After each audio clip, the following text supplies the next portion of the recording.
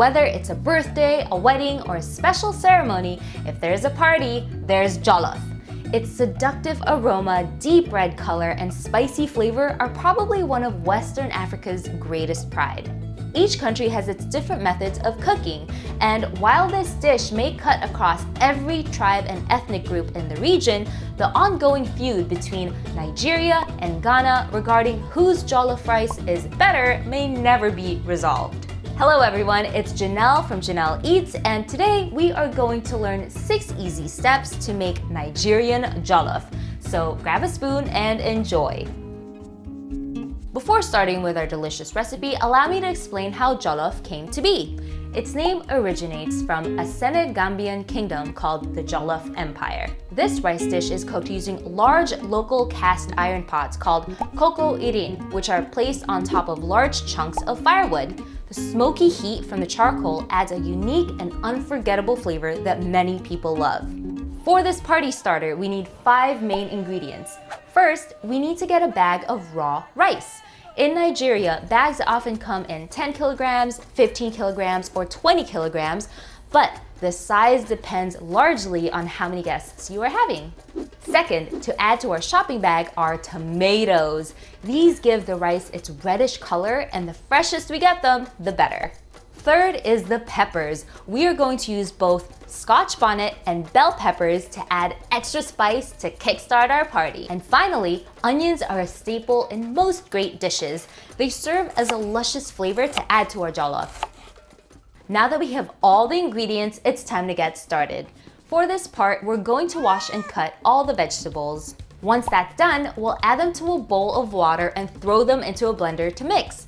The blender used is usually locally constructed since it can effectively handle these relatively large quantities of food through its wide funnel. Below, the red paste comes out to be collected in a pipe bucket or bowl. Once our puree is blended, we'll begin to parboil and season it. In a large cooking pot, we'll add the sauce and bring it to a partial boil. Then we'll season with curry powder, thyme, seasoning cubes, and jollof rice spices. Our paste is now ready to be mixed in. Since our paste is already done, it's time to move on to the rice. The perfect jollof rice is pre-washed in a large bowl and then parboiled in a large pot. While it might not seem so, the pot is as important as the paste itself. This kitchenware, along with the firewood, provides a unique flavor and aroma to the jollof. Okay, rice is ready to mix. With our rice already parboiled, we'll slowly start to add the red sauce to the pot. We'll mix thoroughly to ensure that the rice completely soaks the sauce and changes color irreversibly. Once the rice comes together nicely, the sweet aroma of the spices and the charcoal will heighten your senses. Leave the jollof to cook for a bit more. The rice shouldn't be very soft or hard, but somewhere in between. After the right amount of salt is added, we can finally say our jollof rice is finished.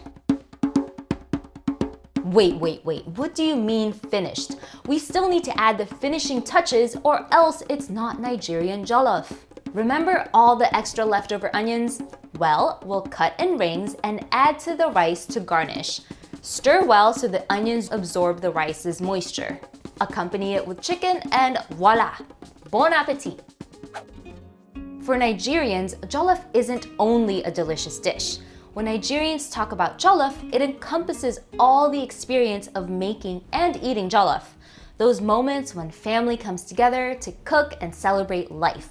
And while we might have only talked about Nigerian jollof, the sentiment runs through all of West Africa. Hungry for more? Don't forget to visit Google Arts and Culture's Come Chop Belleful, a Taste of Nigeria hub for more tasty content. See you in the next video!